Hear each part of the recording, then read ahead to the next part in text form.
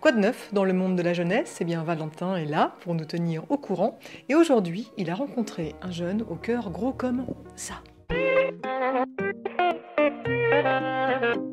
Salut à tous, j'espère que vous allez bien. En tout cas, moi ça va super bien. Alors je souhaitais mettre en valeur durant cette 10e chronique confinée, et oui le temps passe, un jeune qui depuis le début du confinement, soit le 15 mars dernier, est mobilisé aux côtés des soignants pour lutter contre le Covid-19. Il s'appelle Victor Deras, il a 21 ans, il est engagé en tant que bénévole à la protection civile de la Haute-Marne dans le 52, un engagement qui lui tient à cœur et qui pour lui devait être mis à contribution durant cette crise. C'était même pour lui un devoir. Je vous propose de l'écouter. J'ai décidé de mettre toute mon énergie à la protection civile pendant cette épidémie et de lutte contre le coronavirus.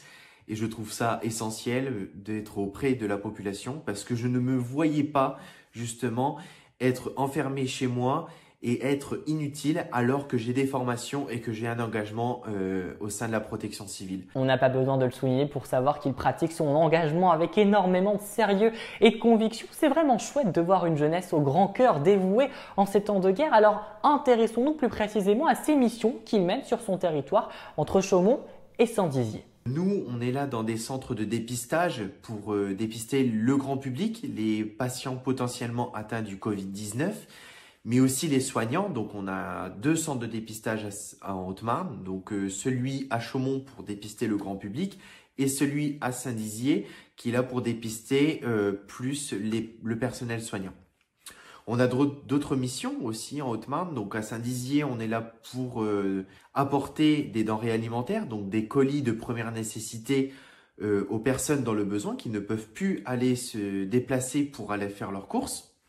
Donc on est là avec la banque alimentaire pour justement leur apporter ces colis de première nécessité.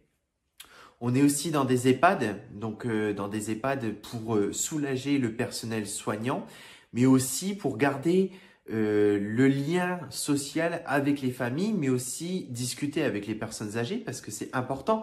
Elles aussi sont justement confinées. Et nous sommes aussi au service des urgences, des hôpitaux de Haute-Marne, justement pour soulager le personnel soignant et pour brancarder, apporter, parce que nous, on est formés au secourisme, donc ces formations sont bénéfiques dans les services des urgences des hôpitaux de Haute-Marne. Justement, il vient de nous parler de ses actions dans les EHPAD aux côtés des seniors et figurez-vous que c'est loin d'être les plus simples, surtout sur un plan psychologique. Je vous propose d'écouter ses propos. Je reviens particulièrement justement sur le dispositif de l'EHPAD qui est très lourd émotionnellement parce qu'on est là auprès des personnes âgées qui sont en fin de vie. Mais on est là justement pour les aider au niveau sociable, au niveau psychologique.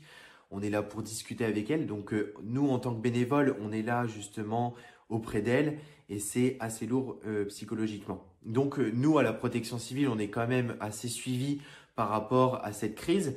Donc on est avec des personnes qui sont en socio-psychologique. Donc ils nous sont là justement pour discuter avec nous après ces missions.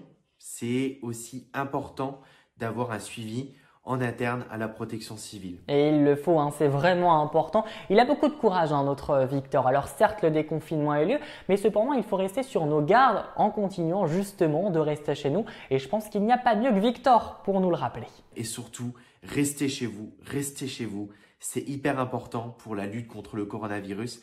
Même si nous sommes justement qu'au début de la crise et qu'elle va durer encore de nombreux mois, je tiens fortement à insister sur cette partie-là. Il ne vous reste plus qu'une seule chose à faire, c'est de prendre exemple sur Alicia et moi. On continue nos apéros via FaceTime dans l'ère du numérique. Non, en toute sincérité, je pense que c'est vraiment l'unique solution pour éviter une seconde vague du coronavirus. Et je pense qu'Alicia, ça nous va bien quand même les apéros via FaceTime. C'est high-tech. À la tienne, Valentin, et vivement quand même qu'on trinque en chair et en os, car le virtuel, le high-tech, ça va 5 minutes.